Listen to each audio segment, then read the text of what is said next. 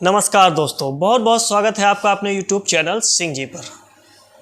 दोस्तों, मैं पिछली वीडियो में कमेंट्स पढ़ रहा था तो आप लोगों में से 50% से ज़्यादा लोगों के कमेंट थे कि सहारा क्यू शॉप के बारे में वीडियो बनाई जाए, क्योंकि बहुत से ऐसे लोग हैं जिनका सहारा क्यू शॉप का पेमेंट फंसा हुआ है और उसका आवेदन करने का अभी तक उनको कोई उपाय नहीं मिल पा रहा है।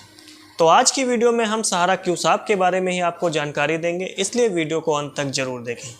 दोस्तों, सहारा क्यू शॉप का आवेदन हो रहा है या नहीं हो रहा है, इसके बारे में हम आपको वीडियो के अंत में बताएंगे। उससे पहले हम आपको 3 चीज़ें ऐसी बता रही हैं, 3 पॉइंट बता रहे हैं। आपको उनको एक बार ध्यान से देखना है और उनको समझना है। अगर आप उनको समझ लेंगे तो फिर आप उसके आवेदन से संबंधित जो भी आपको जानकारी है वो आसानी से समझ में आ जाएगी। बात करते हैं पॉइंट नंबर 1 की।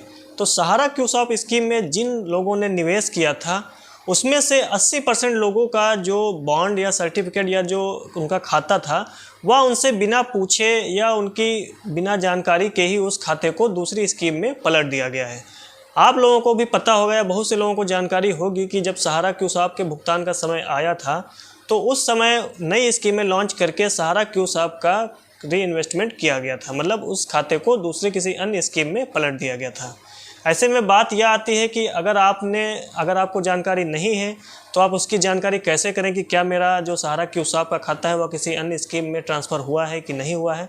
इसके लिए आपको अपने एजेंट से संपर्क करना पड़ेगा या नियरेस्ट जो आपका सहारा इंडिया का कार्यालय है वहाँ जाके आप विजिट करेंगे तो वहाँ से आपको जानकारी मिलेगी।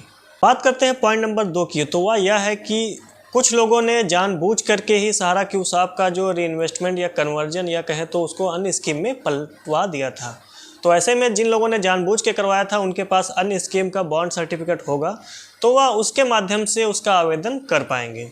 अब बात करते हैं पॉइंट नंबर 3 की। तो वह यह है कि जैसे कुछ लोगों को जो सहारा क्यू शॉप का जो उनका खाता था वो ना ही अन्य स्कीम में पलटा गया है, ना ही उनकी जानकारी के साथ में और ना ही उनकी जानकारी के बिना, मतलब वो सहारा क्यू शॉप में ही उनका खाता अभी भी है।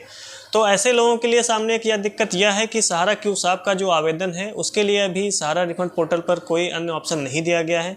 तो जिन लोगों का खाता अन्य स्कीम में ट्रांसफ़र नहीं हुआ है उनको अभी केवल वेट ही करना है, क्योंकि जैसे ही सहारा इंडिया का नया कोई अपडेट आता है या उनके पोर्टल में कोई अपडेट होता है या सहारा क्यू शॉप से रिलेटेड कोई अन्य अपडेट होती है तो वो उस पोर्टल में ज़रूर दी जाएगी। तो अभी उसके लिए ऐसा आवेदन करने का कोई ख़ास ऑप्शन नहीं दिया गया है कि आप सहारा क्यू शॉप का जो अप्लाई है वो डायरेक्ट कर सकें।